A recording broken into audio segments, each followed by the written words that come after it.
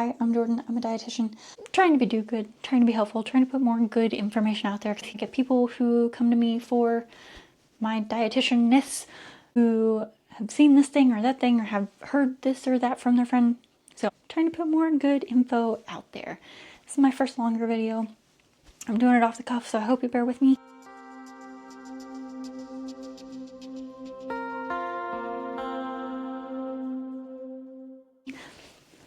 Alright, if I was starting out today, completely brand new to health and wellness, here are the 5 things I'd change starting out.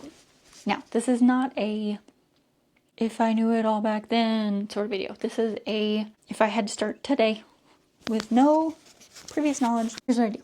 Number 1, I would cut back on my caffeine intake. There's lots of reasons for this, but there are 2 in particular related to nutrition that make me want to start with this. The first one is caffeine is an appetite suppressant, so excessive caffeine can lead us to undereat. More likely than not, it just dysregulates our hunger communication between our brain and our body. Number 2 is we can become more caffeine dependent. If you've ever had a lot of caffeine for an extended period of time and then tried to cut back, you've had some headaches, you've had some feelings, so it impacts our GI system not beneficially. So if I had to start it all over, I would cut back on caffeine. There's nothing cut out caffeine. If you really love that cup of coffee, I think it's okay to have caffeine, and certainly some people are more sensitive to caffeine than other people, but if I had to start out today, that's my thing. I would cut back on caffeine. I would use it as a pre-workout. I might use it to start my day, and then I'd let it be done. I'd switch to some decaf, some herbal tea if you need something nice and toasty, some water, diet sodas that don't have caffeine in them, like Sprite, those sorts of things, but I'd cut back on the caffeine. Number 2, eat breakfast. Now, it's not that I'm really all that worked up about breakfast foods. If you don't like breakfast foods, don't eat them. You never have to eat an egg as far as I'm concerned. You never have to eat bacon or a pancake or a quiche. You don't have to eat any of those things. It doesn't have to be breakfast food.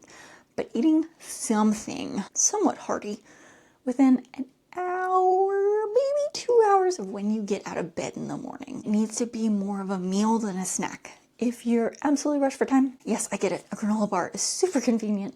It's easy to grab, take it with you, move on. But I would recommend you try and get something that's got some protein in it. So this can be our meats, our nuts, our beans. This could also be a supplement. It could be a protein shake. It could be a protein powder mixed with other stuff.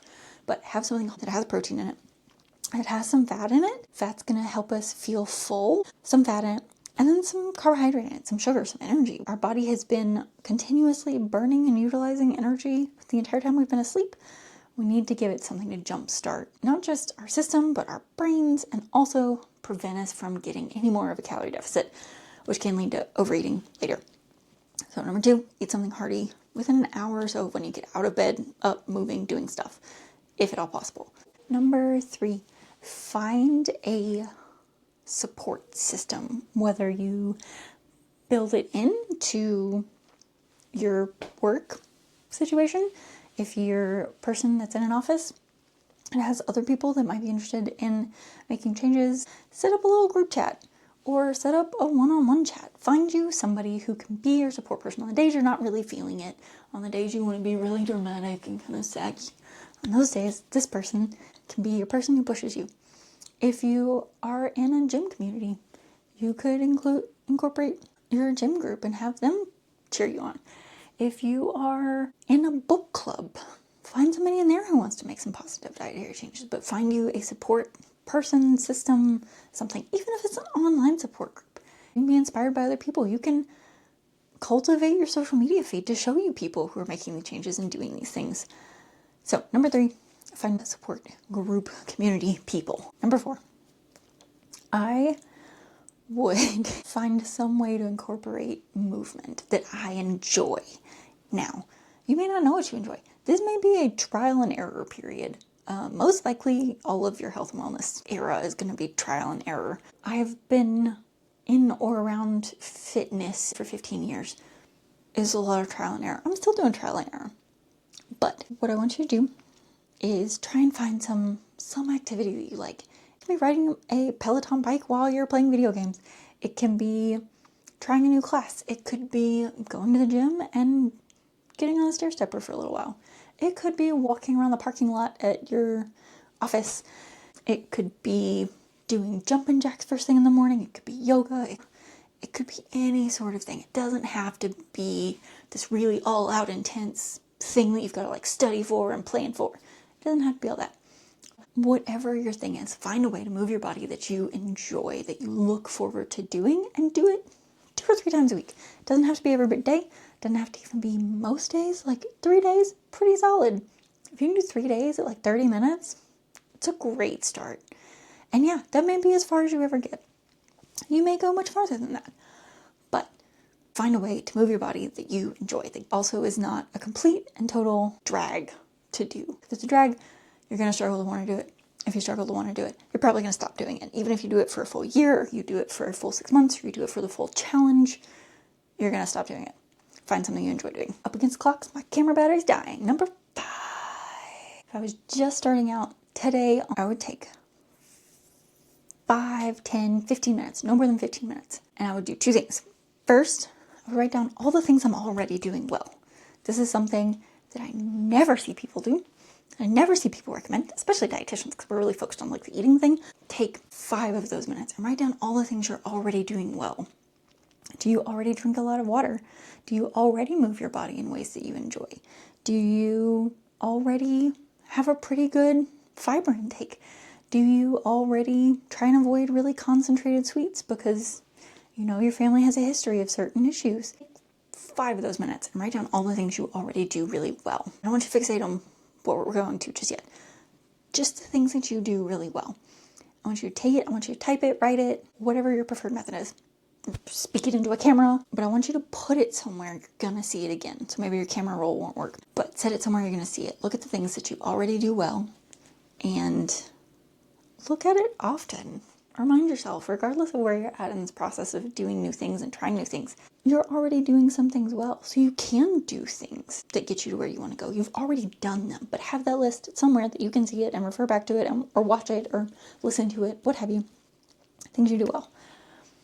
I want you to take the other 7, 8, 5, however many minutes left of however long you gave yourself. And I want you to write what kind of person you're wanting to be. So I don't want you to write like your goals. I don't want you to write so many pounds of weight loss. I don't want to write A1C at this. I don't want you to write a fiber goal. I don't want it to be too structured. I want you to write out the kind of person you want to be. Do you want to be someone who exercises 5 days a week? Do you want to be someone who treats their health like a priority? Do you want to be someone who sets a good example for a niece, nephew, child? Are you someone who wants to learn new skills or try new activities or go climb mountains?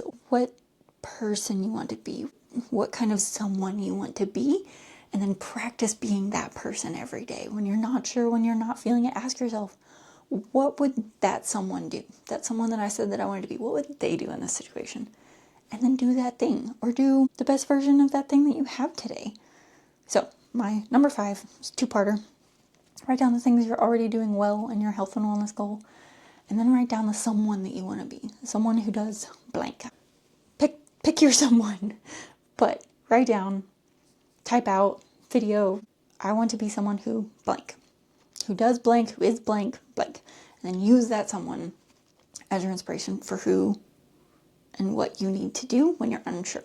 So those are my 5 things. If I was just starting out today on my health and wellness and goals, regardless of what time of year you start this, whether it be January, whether it be June, whether it be September, whether it be December, whenever you start your nutrition and wellness goals, these are the 5 things that I would start with. As a dietitian and having been around fitness and wellness, that's where I'd start today.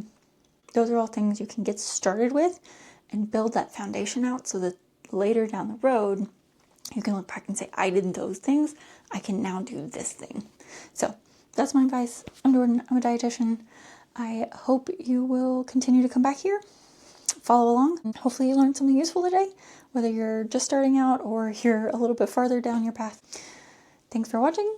Like, subscribe, do the little tippy tappies.